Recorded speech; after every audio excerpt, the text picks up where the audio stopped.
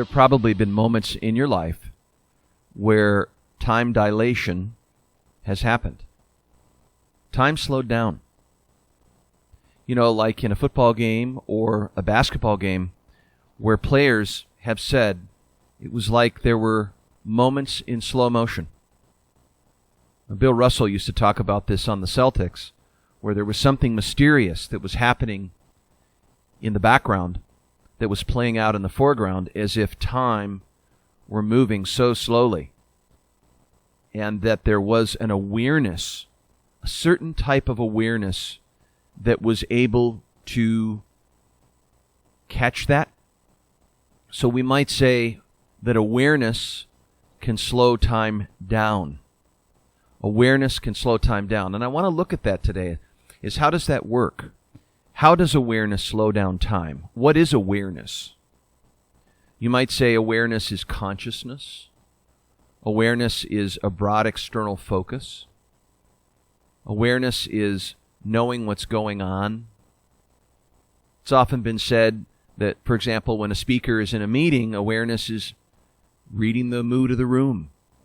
You know, being aware of the ecology of the environment and how it is present.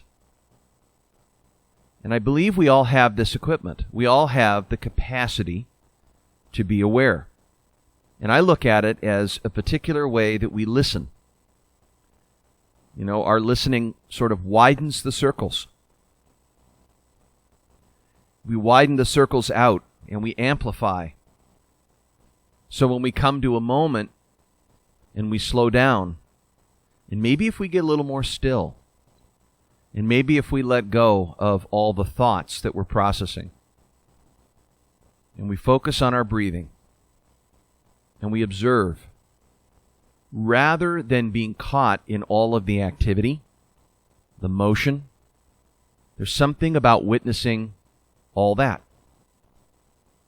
There's an observer. And this observer occupies a place that is unconditional. In other words, we do not need to see things the way they need to be, but we can appreciate the way things as they are. I've often said to myself that expectations are premeditated disappointments. It's like bringing the concepts from the past, the existing frameworks, the knowledge, the things that we already know, into the present moment. You've probably had this when you've hit an obstacle, personal, professional, where you've had moments where things get difficult. You've probably had moments as parents when your kids are flipping out. You know, they're in reaction. They're having a fit. And you feel apprehensive about their reaction, or you react to their reaction, and then, oh boy, here we go. Now it's circularity. Now they've gotten you all puffed up, and now you're operating from an emotional place. Now there's control, there's force. Influence versus control. How do you influence in something like that where the natural way of acting is to react to whatever it is that's going on, how it makes you feel, what it does to you? So coming back to awareness, what if you, for example, are more aware? What if you become aware of how you're thinking, or your thoughts really, because your thinking is present, your thoughts are the past, how your thoughts are dictating your feelings?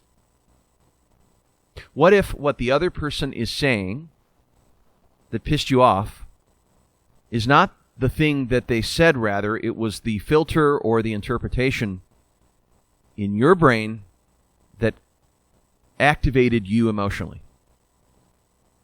What if it's there? But see, it's kind of weird, because if we say to someone, you know, I really had a thought that really made me angry, and my thought I'm having is something I'm really struggling with, and I'm having this anger. You know, something you said triggered a thought in me that really brought me to feel this way. But if we don't locate it, if we don't see it where it is, the original source, our thoughts, then how do we be there for ourselves in slowing down time and coming up with better responses? because there's a certain amnesia. There's a way of falling asleep where we are unaware of our automatic mind stuff. And our automatic mind stuff is habitual. See, the way that we draw forth our thoughts and make sense of things, probably a lot of the time we don't really become aware of how our thoughts are and what our thoughts do. So we're out of touch with that. We're just playing into the automatic nature of things. We just do what we do because we have nothing more compelling to do, and so we haven't really stepped into another way of being aware. And I look at this as sort of a field. If we step into a field of awareness, we might say we go into a field number 1.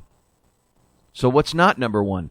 Well, going with our automatic mind stuff, just downloading the things that we already know right onto the present.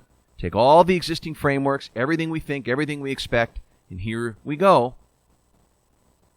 But like Bill Russell said, there was something in the game that caused it to slow down. What was that? It was the quality of being aware of what was happening while it was happening. So there's something else paying attention. What's the something else? Is it your soul? Perhaps. Is it your being? Perhaps. Is it your own nature? All that. Sure. So if I expand my awareness, I'm able to see my own seeing. How about that? I can suspend my voice of judgment, kind of wipe the dirt off the window, and look. And there are moments when we see into things and we gather better data. We see greater intelligence. We see comprehensively more of what's there as we offer the world to ourselves. We can really get the potential of the moment. There's greater learning. And learning is to follow nature's pattern. What does that mean? Nature's pattern. Well, nature is the nature of things. We might say nature is reality. And reality sure has a pattern. It has a creative order to it because as we experience the moment, there's an unfolding quality to reality in operation. So as reality unfolds, we incorporate, we integrate the learning, the data points, the intel as we go. But if we put our expectations on it, of course, we want something to be different. So it should be this way rather than appreciating it that way. And the question I often ask myself is, can I accept what's happening? Does that suggest that I want what's happening? No, but I can meet it. Especially in a difficult moment where there's a conflict, maybe a conflict at home or maybe a conflict in business, conflict with a customer. There's negativity. And there is, in a way, a sense of absorbing that negativity. So how do we work with, or how do we stay present to and connected with the emerging moments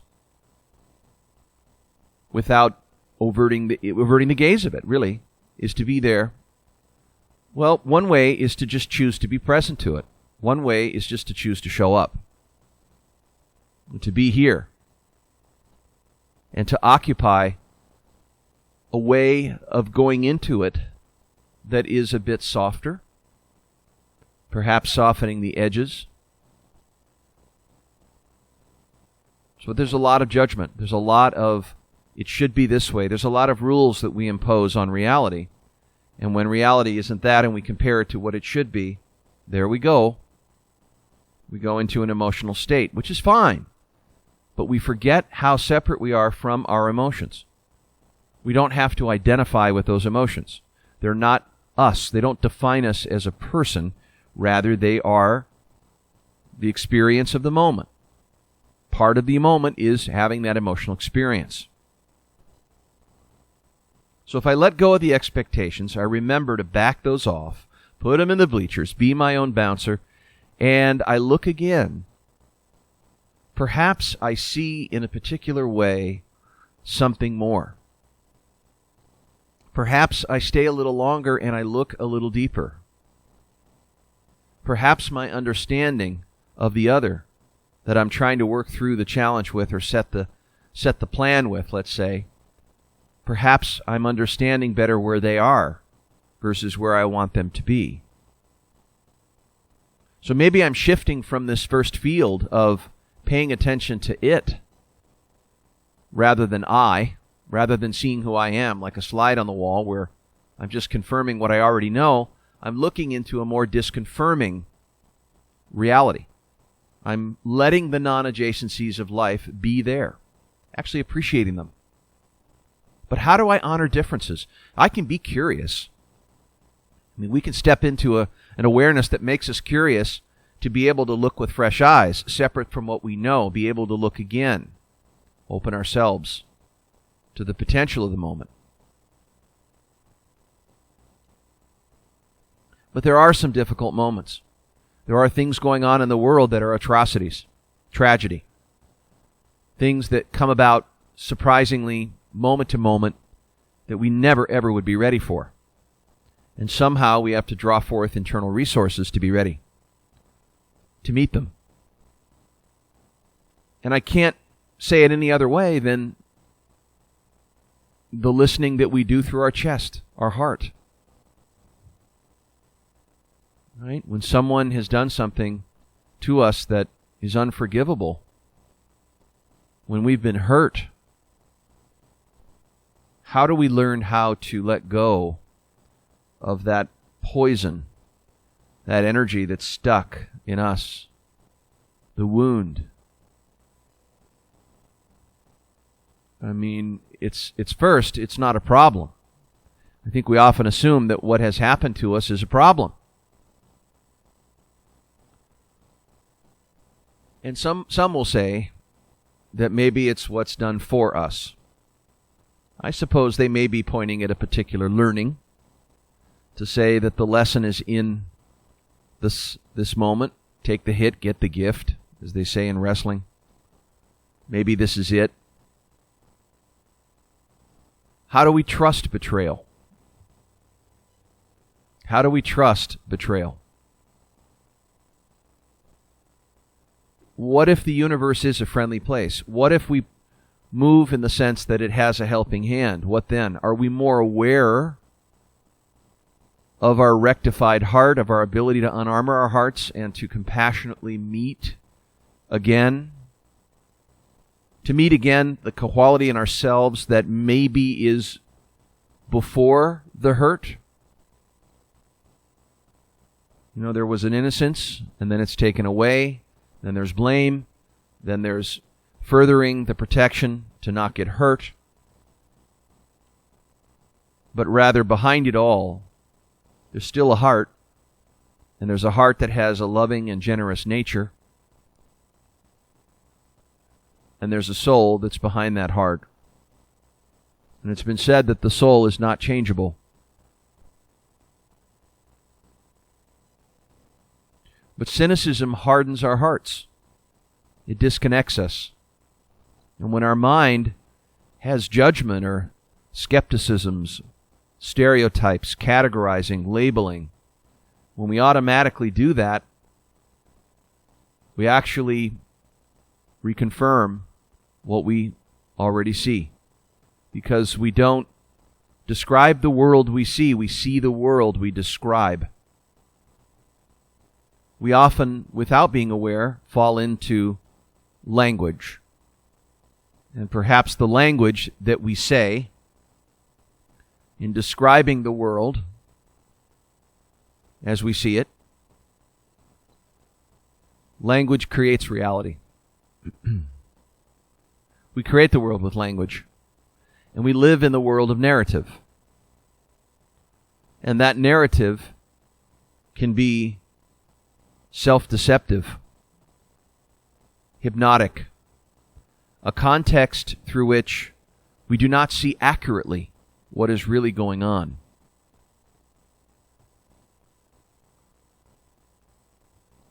And then as we go along, we impose that on the next moment, unaware.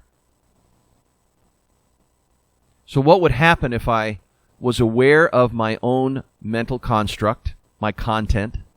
I'm aware of what I think, what I see, what I assume, what I believe. I'm aware of my database. But I'm also aware in my heart where I'm stuck in mistrust, disconnection. I've brought myself to a place of safe refuge. Don't get vulnerable. Don't disclose. Don't make confessions. Hide. Hide in a false self. Because if I was this way, they wouldn't love me. So I figure I might as well make a costume party and help the world see what I want to edit about myself.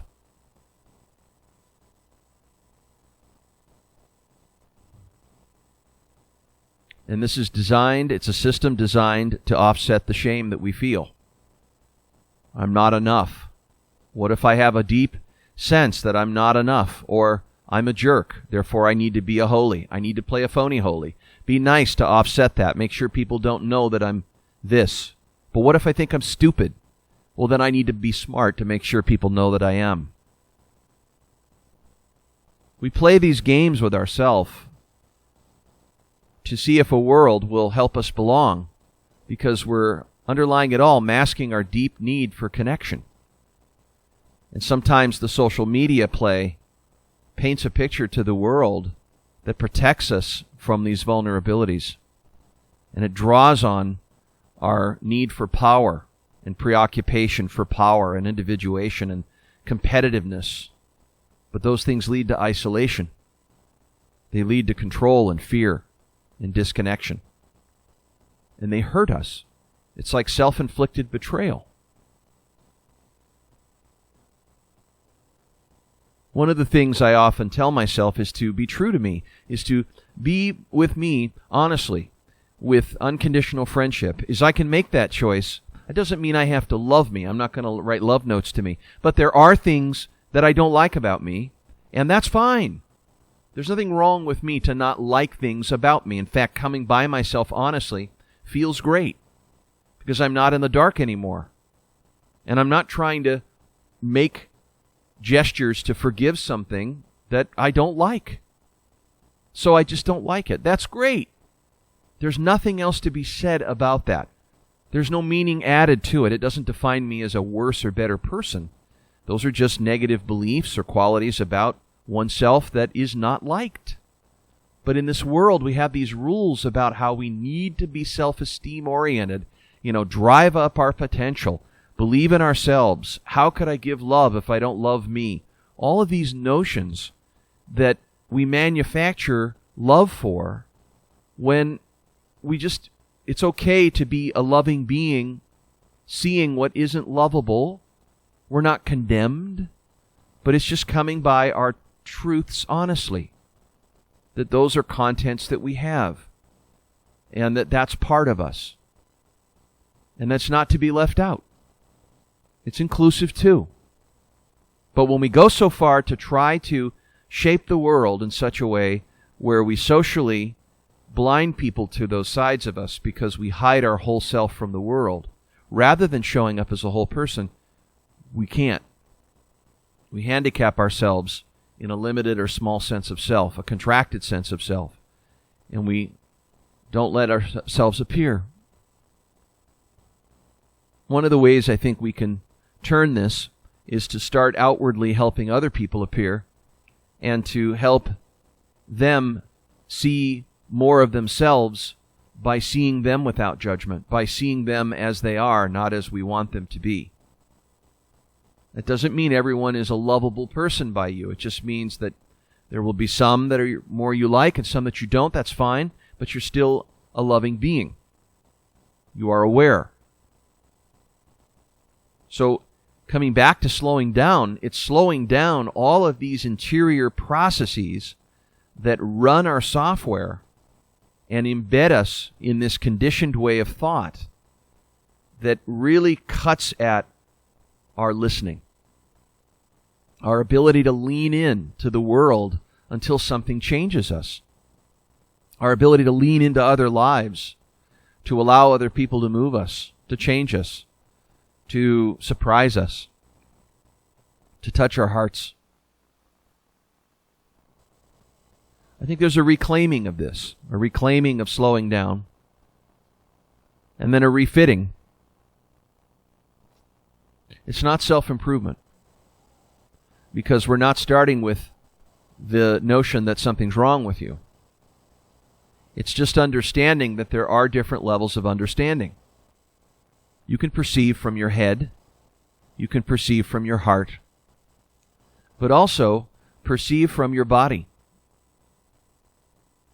How could it be that our body is a listening instrument? Well, you've had moments, I'm sure, where intuitively your felt sense has directed you.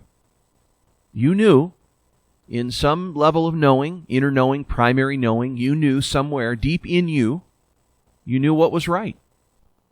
You had some sense of goodness in you that was ready to expand. Think of a situation where you drew forth those resources. And you cultivated that way of seeing, or that way of being, that ground of being, really. And you allowed it to take you by the hand.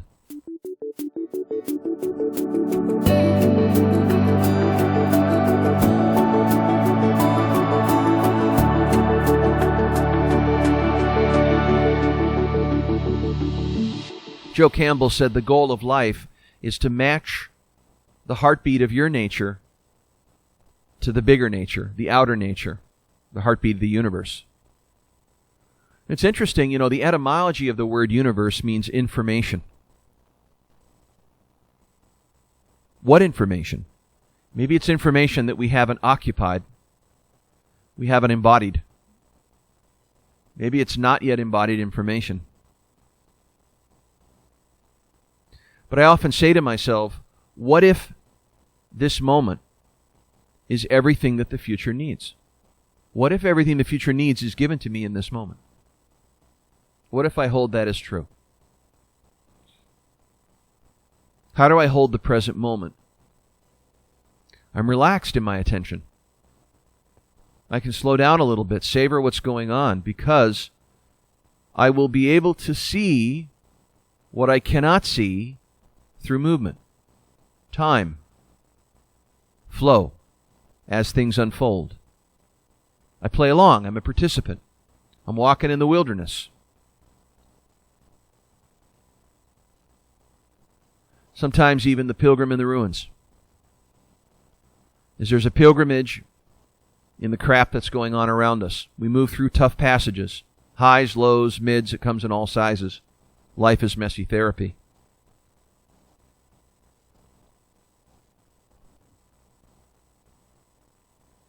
But to slow yourself down and to really ask, what is the potential of this moment? What is trying to happen here?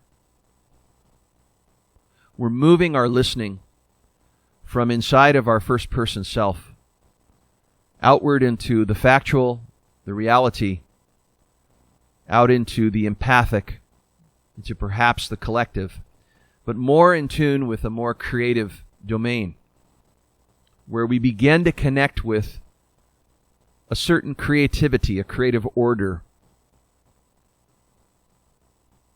a whole that is enabled, a wholeness that is enabling our felt sense of what is right, what is important, what really matters, of deeply informed fundamental values that we sense we're called to act upon. It's not a decision to make. It's playing along. It's participating. It's jumping in. Being there. Showing up. And connecting with something larger. Maybe that's what Bill Russell was talking about, is this larger sense of things, of connecting to the whole that is inextricably linked to the parts, the team, that's playing through or letting something take them by the hand and letting it live through them. Yeah.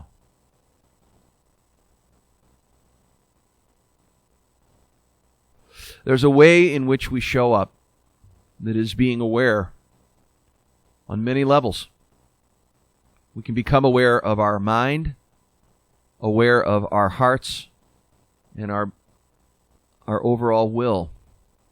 The will that's willing us, the willingness to be willed, to serve, to be called, to answer it, and go.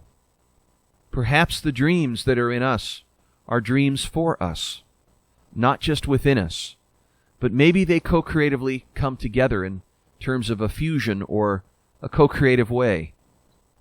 Maybe our dreaming isn't just local to our self, but rather the dream is seeking us. I saw a great documentary on this that brought me to say this about music. It was called Listening. And it was about how the guitar is put in the hands of the musician. And what if we were looking through the eyes of the guitar's journey, as if the guitar was conscious? And what the guitar's experience is like in being held by the body of the musician and to essentially play the musician, as if the musician is the instrument. Maybe the song plays the band. Maybe the vision plays the entrepreneur. Maybe the potential performance plays the athlete. Maybe the shot plays the golfer. Maybe there's something bigger at play. I wonder. And I walk in that wonder because I'm aware. I'm aware of knowing what I cannot see. I'm moved by forces I pretend to understand in this life. I don't have to explain them to trust them, because it's the natural order in me. I have the equipment through my own capacity to perceive, sense, and feel what is going on as comprehension. Full comprehension, full human comprehension. And when I'm closed to those organs of perception, there's something quite limiting about that. That I cannot conserve the potential that is unfolding in the experience. It cannot be conserved. What am I conserving? I'm conserving the process of learning to be a human being.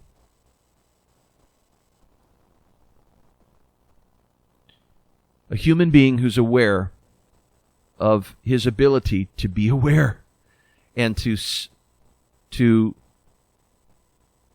sense time in such a different way.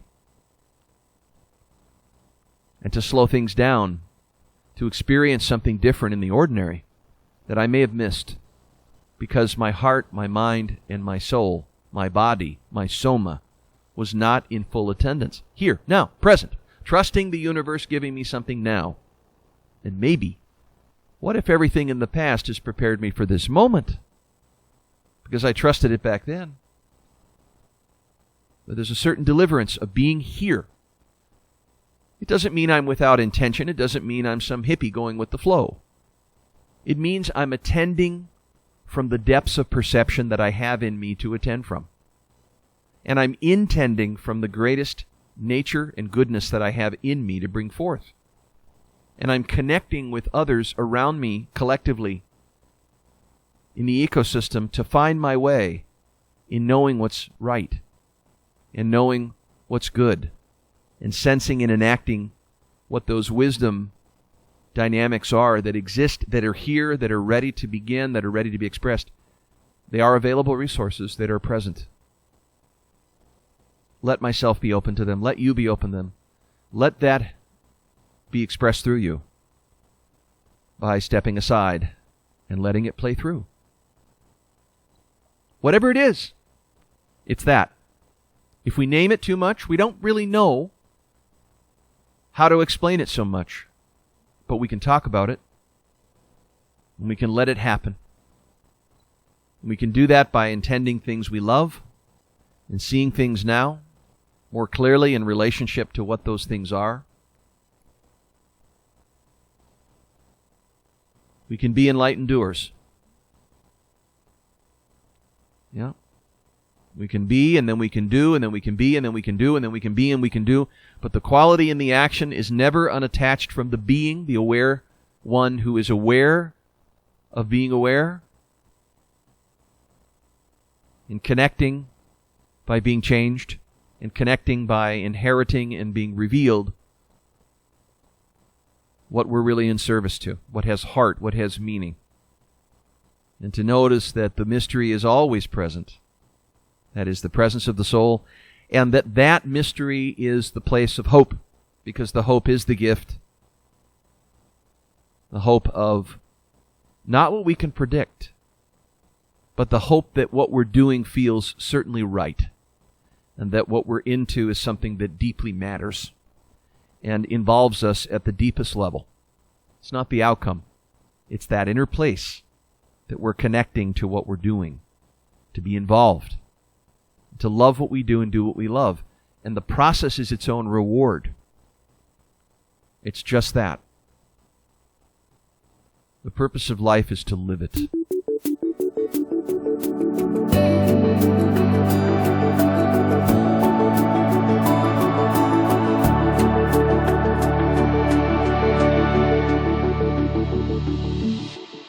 Now let's turn our attention over to what I call accessing a flow state. Because while we have awareness, and our awareness is qualitatively increasing, we're able to really observe the game from a different place. And so often we're just so in the game that we just have to let ourselves go so intensely into the game. We immerse. So rather than think about the game, we're just not even thinking or planning. We're just playing and participating. And it's often been said that the knowing and the doing are the same at that point. There's something instinctive that we're playing on behalf of. And we've talked about this a moment ago. The whole is playing from the greater place, the greater potential, the potential of the moment. And trust, faith in action. And meeting the uncertainty of that, but just playing. But in that, we have a couple of things. One is that when we're playing the game, for example, in athletics, we have a goal. We have a challenge that we're moving towards. Maybe the challenge of winning, or the challenge of competing at a high level in business. Maybe creating your next cash quarter at a very high level, a new level of income, a new size check that you want to be able to gather in the marketplace. Maybe creating a new level of organizational performance, team performance as a manager, managing leader.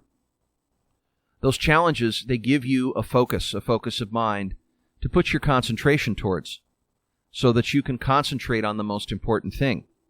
Because without knowing a place to go, it's a little chaotic in the sense that you're playing without any directionality. You're just showing up and playing the game.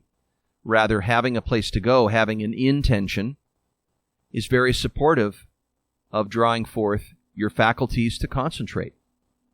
Right? Your affinity to do so means that you focus your attention in the direction of your intention. Now, at the same time, the play itself is very interesting. You become very, very proficient at a high level in what you're doing through deep practice and doing it more and more again. So if I'm learning how to sailboard, and my intention is to enjoy the wind and ride around the harbor and do it enjoyably, I have a clear picture of that. I have a place to go. But I'm also in the process of involving myself in the learning. Maybe I fall off. I got to get back on. But I'm having a lot of fun, and I'm very interested in the process itself. So we have this perceived skill, and we have this perceived challenge.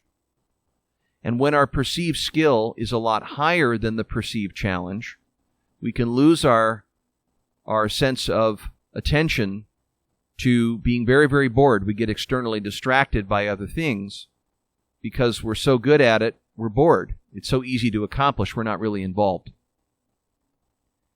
And hence, when the challenge is so high, so beyond, we tighten up, or we just are flooded or freaked out because it's just so challenging. It's literally just so impossible. Why even bother? So right level of challenge, right level of involvement. And this is called the flow state. Now, this flow state is a state where our awareness is very flexible, which means that we can be fluid with how we pay attention in different states of, let's say, attention. So let's think of these as channels. So let's say that we say, if I'm broad and external and I'm attending from that place in my current performance environment, great. Certainly in certain places, in meetings and things in business or in sport, we need to be very external and responsive to the changing demands of the performance environment. But then we need to go inside and strategize and plan and do that fluidly.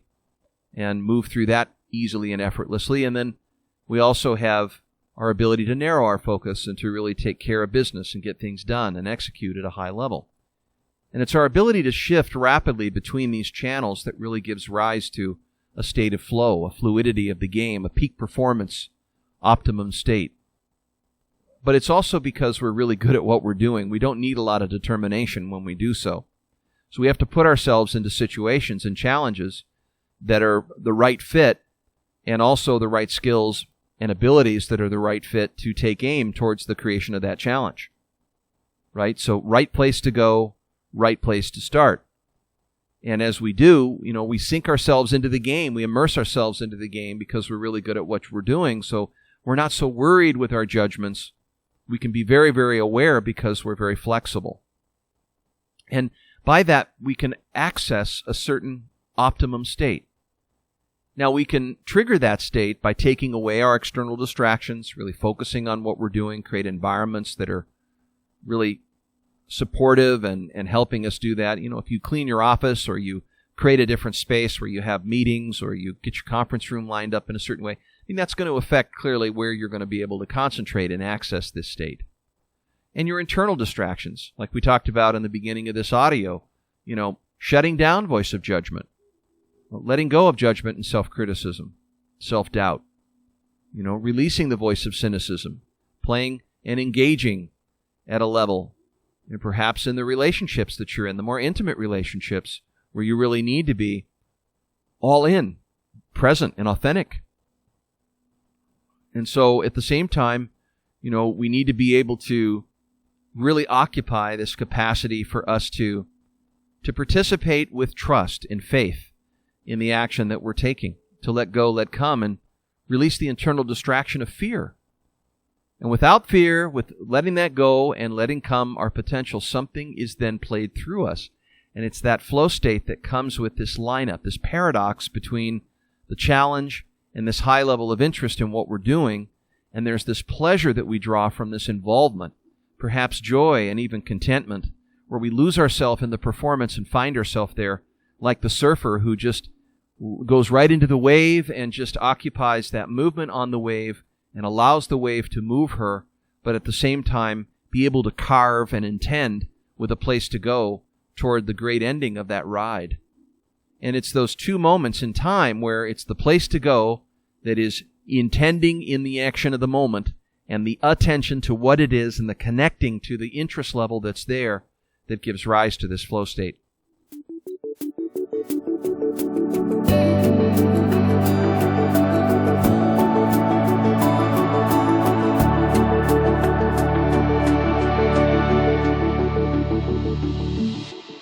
There are things that you can also do that. You can change your brainwave state a bit by listening to ambient music or soft drone music that can access some of these centers in your brain if they're in the background of what you're doing. And so sound can have a profound impact on what you're doing. And so that's a great thing. And at the same time, really cutting through the clutter and identifying priorities. What's your 100% day? What are the 3 things that are most important today that among 30 things you need to accomplish? And starting with the hardest one first. And as you're going through that sense of accomplishment, you get really good at it because you're just clearing the way for a couple of significant fews instead of the trivial manys. You can also set up external and internal cues. You can set up keywords, for example. I like confidence and focused, to really get access to when you're on psychologically or physiologically, balanced, clear, serene. You may have a couple of words that resonate with you from your past. Language can be very powerful in terms of cueing you into these states. But I like the big idea of just remembering to language what is important to me. What am I trying to accomplish here? What is really important? What matters to me? And that just starts to surface with some of the same language that I started out at the beginning. The vision of the goal, why it matters, what I love about it when I picture it. It has a dynamic urge to it to just create it for the sake of it. It's very generative. And the order of the motive, the order of that commitment, the why it comes forth, the reason why I produce it is because I love it. I care a lot about it. And at the same time, I'm looking at where I am in my current level of capacity to create it, and I'm interested in a very high level of what I'm doing, and I've already got perceived skills that are very favorable. So one of the challenges that I often encounter is that when other people see a high level skill in you that you don't, and maybe it's important to become coherent and co-acknowledge the actual level of ability. This is where coaches come in. Is oftentimes I see blind spots in clients where they have very unrecognized strengths and they aren't applying that in their game. And they could access that state, but they just don't do it because they aren't aware of themselves enough. So we help solve that problem with surveys and inventories and 360-degree assessments to give them a baseline of where their abilities really are. And also, their weaknesses. They may have not recognized their true limitations. And one of your best strengths is knowing those limitations. I mean, you can stay out of situations where you don't need to rely on those. You just have the right environment for you to play your best. Or maybe it's a team change, and you delegate properly with complementarity on a team to cover something that you really have a lot of effort you have to make and no enthusiasm for doing. And so you're going to be exceptional the more that your enthusiasm for a task is over your effort. And the better you get at it, you'll probably have more enthusiasm. So not every task you're going to like from the beginning. But with that level of skill, and maybe with that level of passion sprinkled in, of something that does something to you when you do it, to where you don't need coffee to get yourself into an amped state, you get that natural born spirit, that fountainhead that comes from just doing it. The goal is the process. The love of the play is just as much as the love of the win. So the direct participation is just the love of the game. And that's part of accessing the flow state, is choosing environments and games that you can play with skill sets that really have that access point for you. And then challenging yourself to another level in that game where you can take aim with your gifts. You're able to access that optimum potential that's in you, where time passes in such a different way. It passes so quickly when we're totally immersed in a task, in things that we're pleasurably involved with doing. And we're creating at a very, very high level, learning as we're going along incrementally, kind of incorporating the reflection of what we're doing, leveling up our skill, building a capacity on behalf of what we're trying to create. At the same time, that learning pattern is naturally playing out. We're focusing on where we are compared to where we want to be. And we're in this, what I've talked about in the past, structural tension, which is the difference between the desired state or the perceived challenge and the perceived skill or the perceived ability to create it. So when we're not moving toward it, we don't rather add meanings to it or get ourselves all emotional. We use our awareness to just, in a concept-free way, without editorializing what we have, we look directly at what we have, and current reality becomes a very acquired taste, a taste that's great to have. So you become more reliable as a creator as you foster that kind of state that naturally comes from this setup. Right challenge, right skill, and that when you're managing people, you have an environment that's always increasing their challenge ahead of their perceived ability, but also helping them clarify their abilities, their unique abilities, to supply those things, to provide that self-knowledge to the intrinsic desire that they truly want to create, the outcome that they care most about. I think oftentimes the most useful human being that you can be is to hold this space just this way, where you have a clear notion of what matters most to you, and you have that truly in your heart. It purely is something you love enough to create it. And in contrast to that, you have an actual state, an actual current reality that you're very fluent in, and on an ongoing basis, you're willing to learn more sharply and clearly, precisely, those 2 points. What do I want to create, and where am I now in relationship to that? I don't think there's any better conditions for learning than that. You learn by doing, and that you learn also by being involved and pleasurable at the level at which you're learning. It's like learning a new language. I've heard people talk about creating a fluency in Japanese or French, and that they're so pleasurably involved with the process of learning. They have a moment of calling a taxi or a moment of asking for someone on a date where they utilize their new skills, and then they recognize what they really could do through the act. So we don't really know our ability until we take action. And yet, as we do, we reflect on where we really are compared to what we want. So there you go. So you've been given some information here about how to slow down time, about how to bring your awareness out in a way where you can slow things down by the process of being more aware at many levels. The open mind, the open heart, the open will, and the inner enemies that need to be rid or cut, suspended or extricated in order for you to access these organs of perception in really seeing into the present moment and being able to feel and also sense into the potential of that moment that wants to emerge in coherence with what you really want or your deepest intention. And so being able to arise in those kind of circumstances as you are taking a creative orientation to the game that you're playing or the performance environment, you're also being very interested and aware, using a flexible attention in those moments, which brings us into accessing what I can't say. I can't not say it because it's a flow state. It's accessing a certain optimum state where we truly improve our performance tenfold because of the way we're focusing our attention with great concentration and also mindful attention on what we're doing that's very flexible, where we can shift from broad to external to internal to narrow. We can narrow our attention, move our attention broadly outward, or we can, be like a zoom lens that zooms in, or we can zoom out, and so forth. So we can control how we put our attention into things. It's probably one of the greatest capacities we have as a human, is being able to control our attention. And at the same time, be able to hold our attention into an intention. And when we place the intention at the center of our awareness, it's amazing the things that we begin to notice. That when we are intentional, we begin to see more things that are corollary with our intention. It's almost mystical, where strange things happen, almost like in a lucky way, where just the right person was there at the right time, or the right moment delivered the right opportunity, as if life was listening and it was thoughtful about where we are and where we're intending to go. Maybe that's part of the universe being friendly. Maybe it's part of just holding tension between where you are and where you want to be. And the natural order to seek resolution is in our favor. So I ask you, as you reflect on what I have gone into today, to bend the beam back to you and how this connects with who you are and your emerging future self, and what material in here, what were the energizers, what were the transformational pieces. When you sift through an audio like this, you listen to a lot of material, you have a lot of soundbite in your life, but what did you hear me say, or what did you come to understand today that really struck you?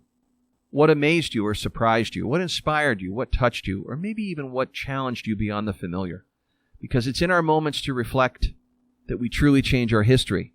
And when we see something that activates us in the context of these moments, we begin to build new content into our lives. Yes, something in this may be shaping, or maybe it's really necessary.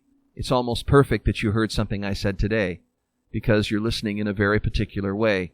And out of something that you care about, something I've said here is relevant to you, which is why I must share it with you. I need you to make it yours. If something belongs to you here, that's excellent. This is great. If you'd like more information about high-level performance, you can go to highlevelperformance.com or call us today, 714-375-6624. I am JD, the head coach and founder of High Level Performance. I look forward to hearing about how these audio concepts and ideas have improved your life. Our work is to raise the game of every player that we get coached.